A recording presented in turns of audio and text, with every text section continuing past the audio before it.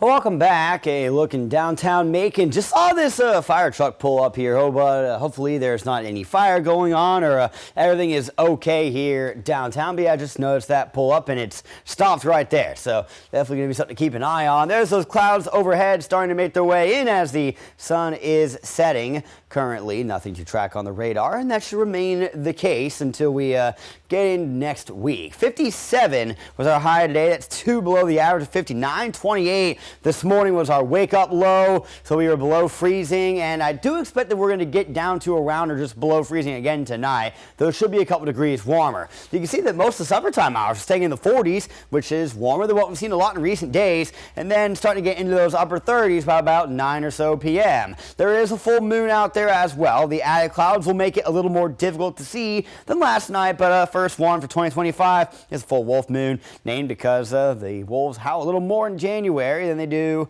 rest of the year, and that's because it is their mating season. 31 degrees. For the low, it's just below freezing. Wind out of the northwest at around 6 to 8 or so miles per hour. Not a whole lot of that going to be going on, but the added clouds are definitely going to be making us a little bit warmer than if they weren't there, but when they're thin, the way that these are, they don't act like a blanket as much as, say, the thicker, more mid-level clouds, especially when you have to think about the fact that a lot of these are made out of ice instead of being made out of, water droplets, like clouds that are closer to the surface. So, as we go through tomorrow, I honestly think we're going to still see a lot of those throughout the afternoon. Mid to upper 50s, couple low 60s in our southernmost counties, and then the wind stays out of the northwest. Another scattered cloud night tomorrow into Thursday, and Thursday will be a pretty nice one. A lot of sunshine around the average this time of year, and a little breezy as well out of the west. Friday, now we're starting to get into the 60s, and there's still going to be a lot of sunshine, but clouds are going to start to creep up in the evening,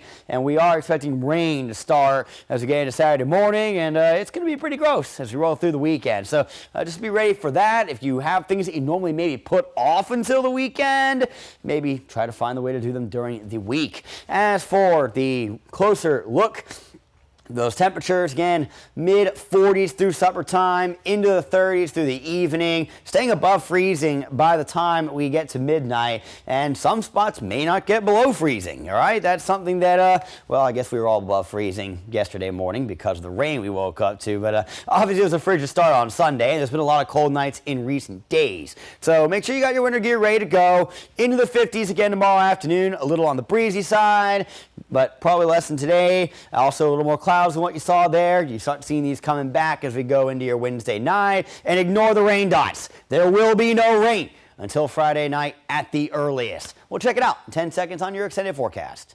Your 41 NBC AccuWeather 7-day forecast is brought to you by Volume Chevrolet. So a little below average next couple of days or so. In fact, Thursday we should be right around the average and then back above it by Friday. Gross weather Saturday into Sunday. We will cross the bridge of next week when we get there, as that forecast is very subject to change.